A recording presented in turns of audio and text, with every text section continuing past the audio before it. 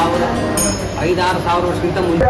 ನಮಸ್ಕಾರ ರೀ ಎಲ್ಲರಿಗೆ. ನಾವು ಇವತ್ತು ಎಲ್ಲಿ ಬಂದೆವು ಅಂತಂದ್ರೆ ಚಳಕಾಪುರ ಬಂದೆವು. ಬೀದರ್ ತಾಲೂಕಿನ ಚಳಕಾಪುರ ಎಂಬ ಗ್ರಾಮದಲ್ಲಿ ಬಂದಿದ್ದೆವು. ಹನುಮಾನ್ ಟೆಂಪಲ್ ಬಗ್ಗೆ ಫುಲ್ ಎಕ್ಸ್ಪ್ಲೈನ್ ಮಾಡ್ತೀವಿ ನಿಮ್ಗೆ ಏನೇನದ ಅಂತ ಹೇಳಿ.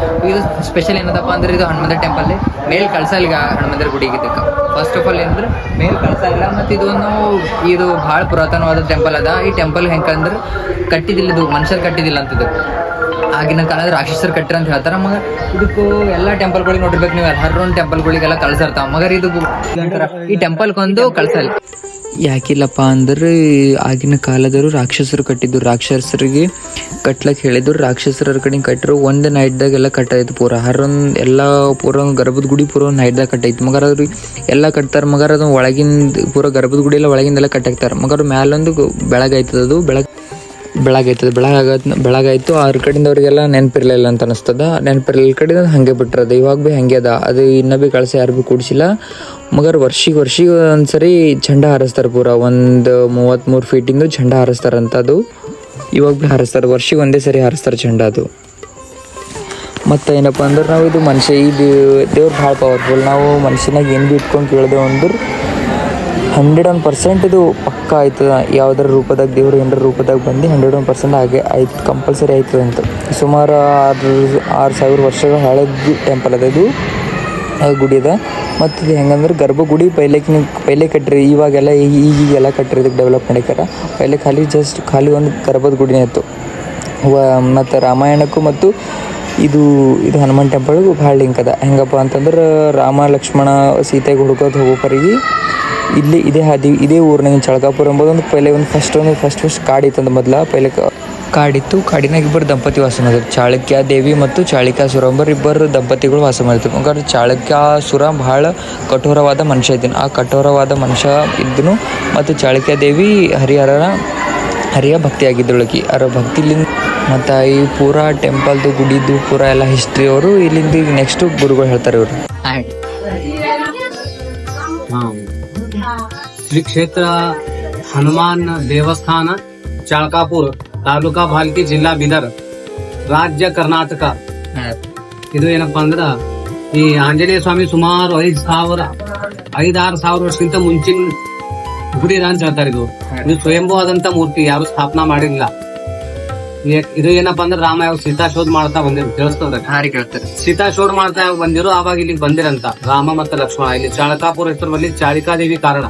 ಚಾಳಿಕಾದೇವಿ ರಾಮನ್ ಭಕ್ತೆ, ಆಕೆಗಂತ ಚಾಳಕಾಸುರ ರಾಕ್ಷಸಿದ್ದ.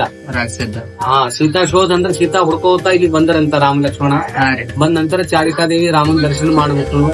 ಆಕೆ ಅಂದ್ರೆ ಚಾಳಕಾಸುರನ ವಧ ಆಯ್ತು. ಅವಾಗ ಆಕೆ ಅಂದ್ರಕಿ ನನ್ ಜನ್ಮ ಸಫಲ ಆಯ್ತು ಭಗವಂತ, ನೀನ್ ಇಲ್ಲೇ ಇದ್ದು ಬಿಡು ಅಂತ ತಿಳ್ಕೊಂಡವಳಂತ ರಾಮ. ಅವ್ರಂದ್ರು ನಾ ಇಲ್ಲಿ ಇರಪ್ಲೇ ಇಲ್ಲ, ಬಹಳಷ್ಟು ಕೆಲ್ಸದ ಅಂತ, ನಿಂಗ ಆಮೇಲೆ ದರ್ಶನ ಕೊಡ್ತೀನಿ ಅಂತ ಹೇಳಿ ಹಾಗೆ ಹೊರಟು ಬಿಟ್ಟೆ. ಹೋಗೇನಪ್ಪಾ ಅಂದ್ರ ಲಂಕೆಗೆ ಹೋಗ್ಬಿಟ್ರು. ಯುದ್ಧ ಆಯ್ತು. ಯುದ್ಧದಾಗ ಲಕ್ಷ್ಮಣ ಮೂರ್ಛಿತ್ ಬಿದ್ದಲ್ಲ. ಇಂದ್ರದೇಶ ಶಕ್ತಿ ಹೊಡೆದಾಗ ಲಕ್ಷ್ಮಣ ಮೂರ್ಛಿತ್ ಬಿದ್ದಾಗ ಆಂಜನೇಯ ಸ್ವಾಮಿ ಏನಪ್ಪಾ ಅಂದ್ರ ಸಂಜೀವನಿ ವಲ್ಲಿ ಸಲುವಾಗಿ ದ್ರೋಣಾಗಿರಿ ಪರ್ವತ ಹಿಮಾಲಯದಾಗ ತಗೊಂಡ್ ಹೋಗಿ ಅಂತ. ಬರ ಹೊತ್ತಿಗೆ ಈ ಮಾರ್ಗದಾಗಿಂದ ಹೋಗ್ಯಾರ ಅಂತ ಹೇಳ್ತಾರ. ಬರ ಹೊತ್ತಿಗೆ ಸಂಜೀವನಿ ಪರ್ವತದಾಗಿಂದ ಸಣ್ಣ ತಲುಪಿತ್ತು ಗುಡ್ಡಾಗ. ಊರ್ ಹೊರಗಡೆಯಿಂದ 1/2 ಕಿಲೋಮೀಟರ್ ಮೇಲೆ 1/2 ಕಿಲೋಮೀಟರ್ ಮೇಲೆ ಗುಡ್ಡಾಗ ಸಂಜೀವನಿ ಪರ್ವತ ಅಂತಾರ. ಆ ಪರ್ವತದಾಗಿಂದ ಸಣ್ಣ ತಲುಪಿತ್ತು ಗುಡ್ಡಾಗ ಅಂತ ಹೇಳ್ತಾರ. ಸುತ್ತಲೂ ಕಪ್ಪು ಭೂಮಿ, ಅಷ್ಟೇ ಕೆಂಪು ಭೂಮಿ ಅದ. ಅದು ಗುಡ್ಡ ಐತಿ. ಮ್ಯಾಲ ಏನಪ್ಪಾ ಅಂದ್ರ ದೊಡ್ಡ ಪಾನ್ವಟ್ಲಿಂಗ ಮತ್ ಚಾಳಿಕಾದೇವಿ ಮೂರ್ತಿ ಮತ್ ಹನುಮಾನ್ ದೇವರ ಪಾದುಕ, ಬಲಗಾಲಿನ ಪಾದುಕ ಕಲ್ಲಿನ ಪ್ರೆಸ್ ಆಗಿದ್ದ ಅಂದ್ರೆ ಮೂಡಿದದ. ಹೀಗಾದ ನಂತರ ರಾಮ ಯುದ್ಧದಲ್ಲಿ ಜಯ ಆದ್ರು, ರಾವಣನ ರಥ ವಧ ಆಯ್ತು. ಅಯೋಧ್ಯೆಗೆ ಹೋಗ್ಬಿಟ್ರು. 1000 ವರ್ಷ ರಾಜ್ಯ ಮಾಡಿದ್ರು ರಾಮ. ಅವ್ರು ಏಕವಚನಿ ಏಕಪತ್ನಿ ಇದ್ರು. ಅಂದ್ರೆ ಯಾರಿಗೆ ವಚನ ಕೊಟ್ಟು ಪೂರ್ತಿ ಮಾಡ್ತಾ ಇದ್ರು. ಹಾಗೆ ಏಕಪತ್ನಿ ಅಂದ್ರೆ ಒಂದೇ ಪತ್ನಿ ವ್ರತಿಸ್ತಿದ್ರು ರಾಮ. ಅಂದ್ರೆ ಯಾರಿಗ ವಚನ ಕೊಟ್ಟು ಪೂರ್ತಿ ಮಾಡ್ತಾ ಇದ್ರು.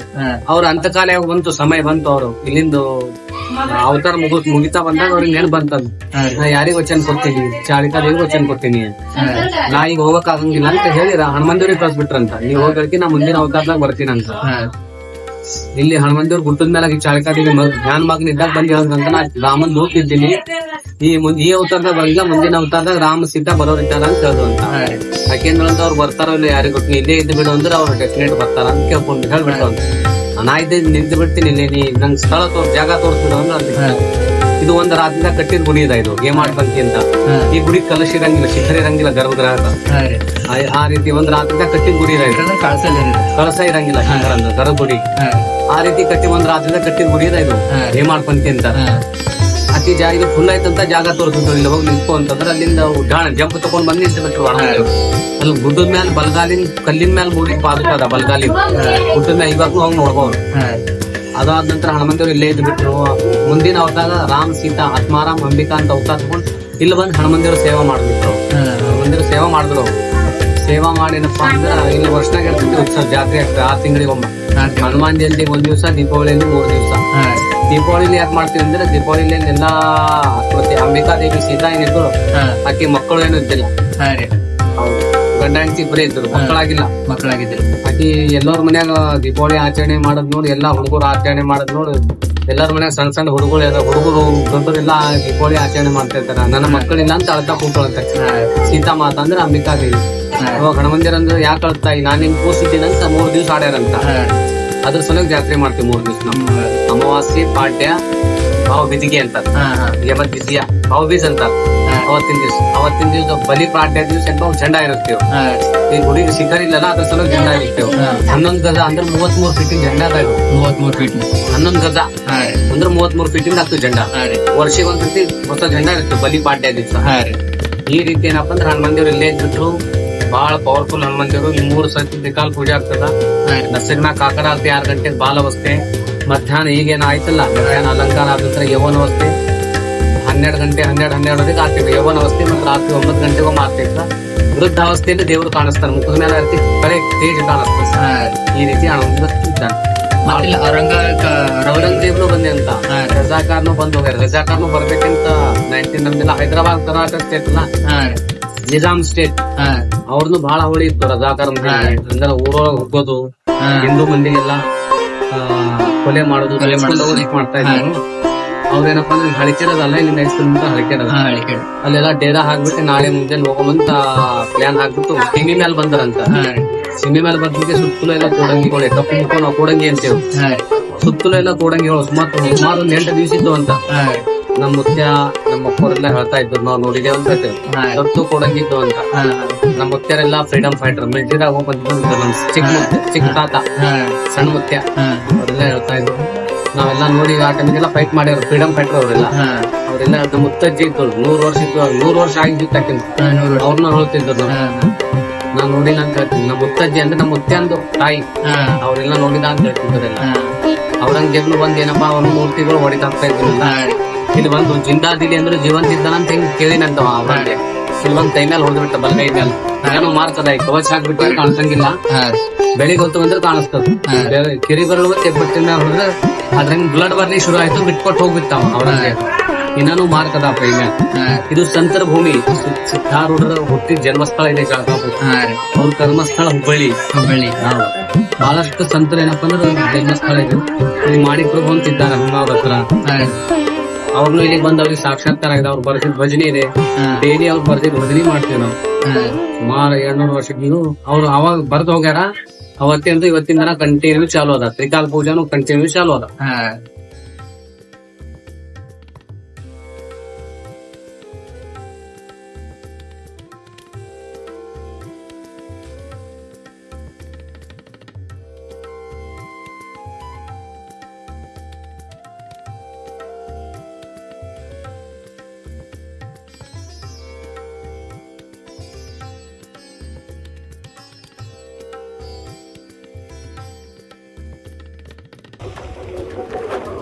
ಶ್ರೀ ಹನುಮಂತನು ದುರ್ಣಾಚಯ ಪರ್ವತವನ್ನು ಆಕಾಶದ ಮೂಲಕ ಎತ್ಕೊಂಡು ಮೇಲಿನ ತರೋತ್ನಾಗ ಅಲ್ಲಿಂದ ಸಣ್ಣದೊಂದು ಕುಡಿ ಅದು ಇಲ್ಲಿ ಬಿದ್ದಿದ್ದು. ಇದು ಸಂಜೀವಿನಿ ಬೆಟ್ಟ ಅಂತ ಕರೀತಾರೆ ಇದಕ್ಕೆ ಚಳಕಾಪುರ್ನಾಗ. ಸಂಜೀವಿನಿ ಪರ್ವತ ಎಂದು ಹೆಸರದ. ಹೆಂಗ ಅಂದ್ರೆ ಇದು ಮೇಲಿಂದ ಪ್ರೂಫ್ ಅದ ಅಂತಾರೆ. ಹೆಂಗಪ್ಪ ಅಂತಂದ್ರೆ ಇಲ್ಲಿ ನೋಡ್ಬೋದು ನೀವು. ಇಲ್ಲಿಕ ಈಚ್ ಕಡೆ ಎಲ್ಲ ಕರ್ರಗದ ಮಣ್ಣೆಲ್ಲ ಈ ಕಡೆಕ ಅಷ್ಟೇನು ಕಳ್ಳಿಲ್ಲ, ಅವ್ರ ಕರ್ರಗದ. ಹಾಗಾದ್ರೆ ಈಗ ನೆಕ್ಸ್ಟ್ ವಿಡಿಯೋ ಅಲ್ಲಿ ಅದು ಪರ್ವತದಾಗ ತೋರಿಸ್ತಾ. ಪರ್ವತದಾಗ ಅಲ್ಲಿಂದಲ್ಲೇ ನೀವು ನೋಡಿರ್ಬೇಕಲ್ಲ, ಅಲ್ಲಿ ಅಲ್ಲಿ ಕರಂದ್ ಮಣ್ಣದ, ಮಗರ್ ಇಲ್ಲಿ ಕೆಂಪದ ಮಣ್ಣದ ನೋಡ್ರಿ. ಇದು ಕೆಂಪನ ಮಣ್ಣ. ಚಾಳುಕ್ಯ ದೇವಿ ಸಂಜೀವನ ಪರ್ವತ ಎಂದು ಕರೀತಾರೆ ಇದಕ್ಕ. ಇಲ್ಲೇ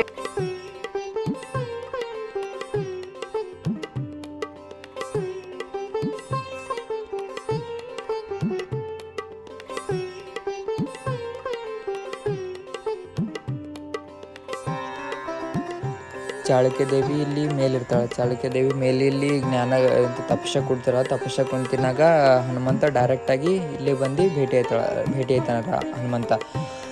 ಹನುಮಂತ ಭೇಟಿಯಾಗಿ ಹೇಳ್ತಾನ, ನಂಗೆ ರಾಮ್ ಕಳ್ಸ ನನಗ ಅಂತ.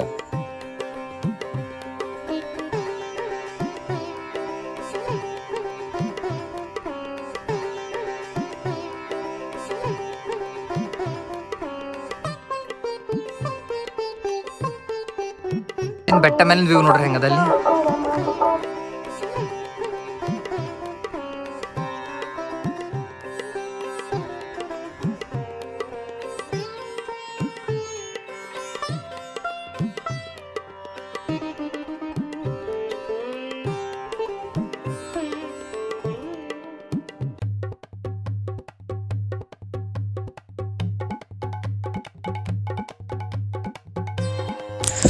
ಇದು ಅದ ನೋಡ್ರಿ ಚಾಳಿಕಾ ದೇವಿದು ಗುಡಿ. ಇದು ಇಲ್ಲಿ ಮ್ಯಾಲ ಸಂಜೀವಿನಿ ಪರ್ವತದ ಮೇಲದ. ಇದು ಇಲ್ಲೇ ಹನುಮಂತ ಚಾಳಿಕಾ ದೇವಿಗೆ ಇಲ್ಲೇ ಭೇಟಿಯಾಗಿದ್ದು ಫಸ್ಟ್ ಟೈಮ್. ಇಲ್ಲೇ ಭೇಟಿಯಾಗಿ ಮಾತಾಡ್ತಾನ. ಆಗ ಚಾಳಿಕಾ ದೇವಿ ಅಂತಳ, ರಾಮ ಬರ್ತಾನೋ ಇಲ್ಲೋ ನನಗೆ ಗೊತ್ತಿಲ್ಲ, ನಂಗೆ ಗೊತ್ತಿಲ್ಲ, ಡೌಟು ಮಗರ್ ನೀ ಇಲ್ಲೇ ಇರೋ, ಶ್ರೀರಾಮ ಬರುತ್ತಾನ ಅಂತ ಹೇಳ್ತಾಳ ಚಾಳಿಕಾ ದೇವಿ. ಅದ್ರ ಕಡೆಂದು ಹನುಮಂತ ಹೇಳ್ತಾನ, ಹಾಂ ಆಯಿತು ನಾ ಇಲ್ಲೇ ಇರ್ತೀನಿ, ಯಾವುದಾದ್ರೂ ಒಂದು ಖಾಲಿ ಜಾಗ ಇದ್ರೆ ಹೇಳುವಂತ ಖಾಲಿ ಜಾಗ ಹೇಳುವಂತಂದಾಗ ಇಲ್ಲಿಂದ ರಾಮ ಹಾರ್ತಾನೆ. ಇಲ್ಲಿಂದ ರಾಮ ಎಲ್ಲಿ ಹಾರ್ತಾನ ಅಂದ್ರೆ ಇಲ್ಲಿ ಕಾಣತ್ ನೋಡ್ರಿ ಇದು ನಿಮ್ಗೆ.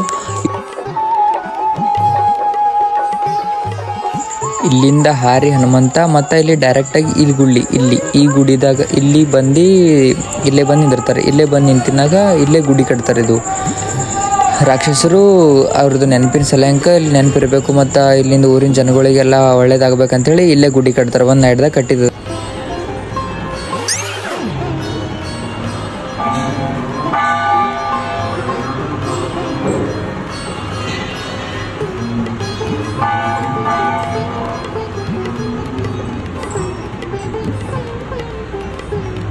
ಮತ್ತೆ ಇಲ್ಲೊಂದು ಏನಂದ್ರೆ ಮನುಷ್ಯನಾಗ ಏನು ಬಿಟ್ಕೊಂಡು ಕಾಲು ಜೋಡಿಸ್ಬೇಕಿಲ್ಲ. ಇದಕ್ಕೆ ಇಲ್ಲೆಲ್ಲ ಕಾಣತ್ತ ನೋಡ್ರಿ ನಿಮ್ಗೆ. ಇಲ್ಲೆಲ್ಲ ಹಿಂಗೆ 5 ಕಾಲು ಜೋಡಿಸಿಟ್ರೆ ಮನುಷ್ಯನಾಗ ಏನು ಅನ್ಕೊಂಡಿದ್ದು ಆಯ್ತದ ಅಂತ ಹೇಳಿ ನಂಬರ್ ಎಲ್ಲರೂ ಇಲ್ಲೆಲ್ಲ ನೋಡ್ಬೋದು. ಇಲ್ಲಿ ಎಲ್ಲ ಮುಂದ್ಕ ಎಲ್ಲ ಕಡೆ ಎಲ್ಲ ಕಾಲು ಜೋಡಿಸಿ ಹೋಗ ಜಾಸ್ತಿ ಪೂರ ಇಲ್ಲ ಆಯ್ತದ ಅಂತ ನಂಬಿ ಅನ್ಬಿಟ್ರೆ ಅಲ್ಲಿ ದರ್ಶನ ತೊಗೊಂಡ್ ಬಂದು ಇಲ್ಲಿ ಇಡ್ತಾರೆ ಎಲ್ಲ ಕಾಲು ಒಳಗೆ. ಅಲ್ಲಿ ಭೀ ನೋಡ್ಬೋದು ನಾವು ಕಡೆ ಎಲ್ಲ ಕಡೆ ಇಲ್ಲ ನೋಡ್ಬೇಕಾ ನೋಡ್ರಿಕ ಊರಲ್ಲೆಲ್ಲ ಕಲೆಕ್ಟರ್